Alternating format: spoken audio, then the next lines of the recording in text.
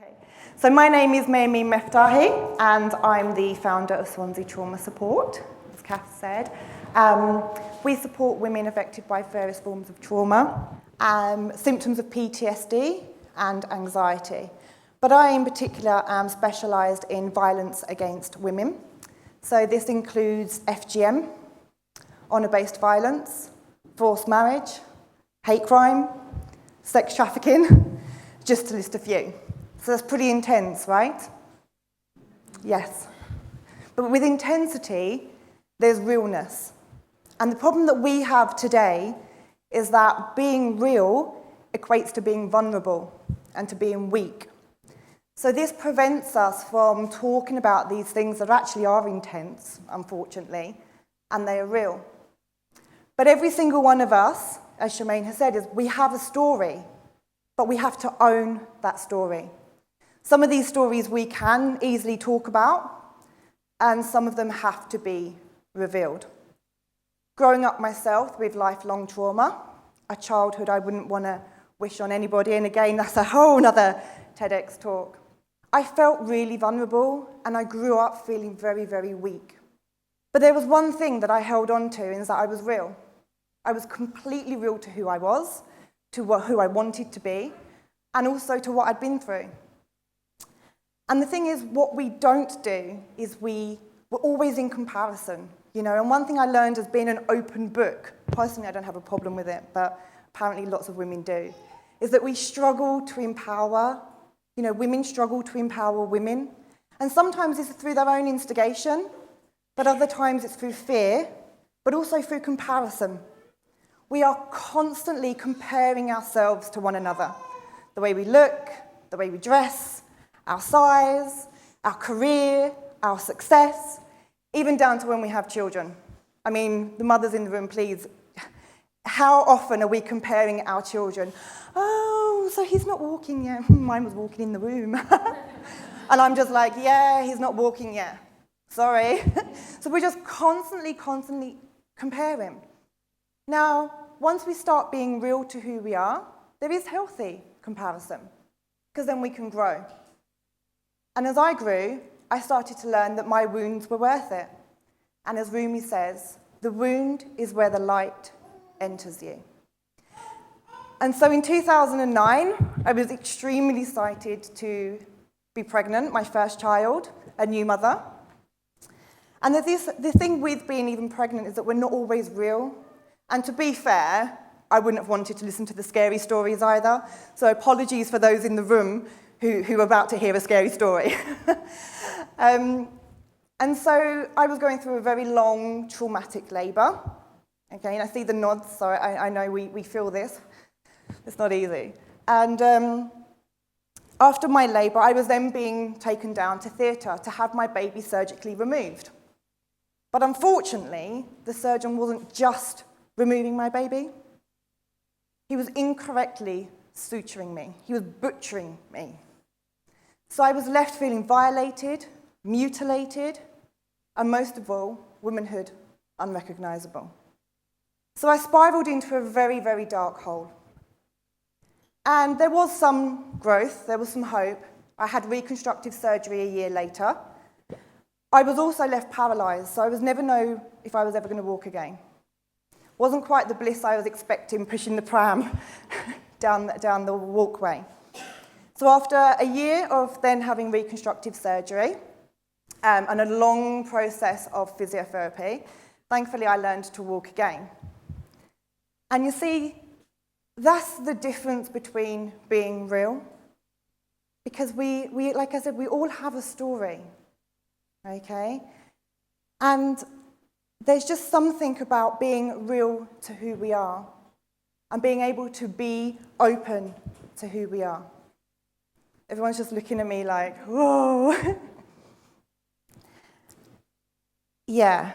So what I want everyone to think about as well is that, you know, these stories, they can empower and they can inspire.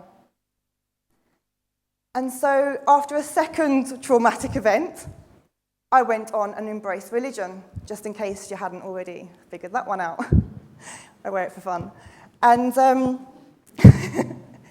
And so this kind of entered me into lots of different things, lots of different understanding. And I went into learning about different cultural practices. And I came across FGM. So has anyone heard of FGM? Just a raise of hands. Okay, fantastic. Yeah, so you all know what I'm coming into. For those who don't, FGM is the deliberate removal of the female genitalia, the clitoris, and the labia. And in the strongest and the severest form, it's complete removal and suturing, stitching, and leaving a very small hole, the size of a matchstick, to menstruate and to urinate through. I know, right? Ouch. So you could probably understand how when I was going through this journey and working with these women, how I connected on a very deep, empathetic level to the violation and to the mutilation and a right taken away by the hands of another. And here in the UK, it's an illegal practice. 137,000 women affected by the practice here in the UK. Yeah, 137,000 women affected by a practice that is illegal, causes severe damage, physical damage, psychological damage, and in its worst case, death. And I think what we have is we think it's an African problem or a religious problem. It's completely widespread. It's our problem, and it's happening right here, and it could be happening to anyone around us. So when we start to be real, we start to open the dialogue to awareness. We can start to talk about these things. And funny enough, growing up with lifelong trauma and, these things being normal, abuse and cycles of abuse become normal. So for these women, they don't know any different. And I always laugh when people say, well, surely they know it's different down there. Right, hold up. When do we ever sit down at the dinner table and start discussing downstairs? Like, seriously.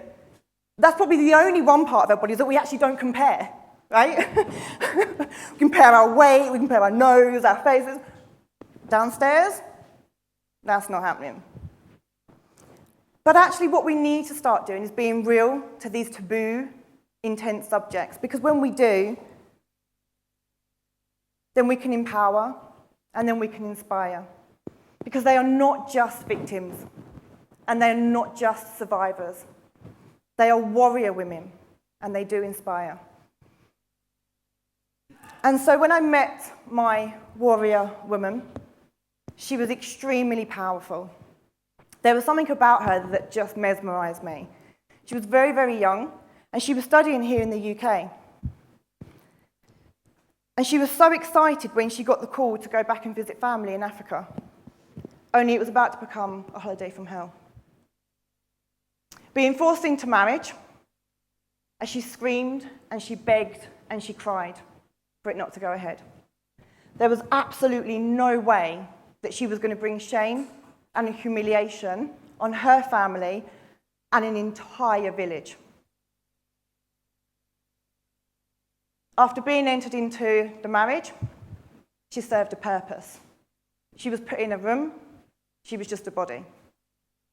On the day that she fled, she didn't know if she was going to make it, dead or alive. All she could do was run and hope. Run and hope.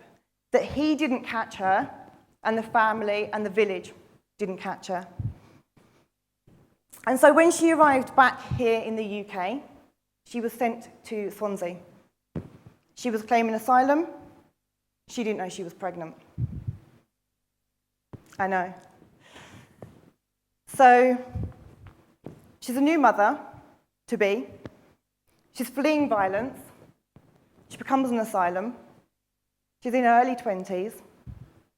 She has nothing.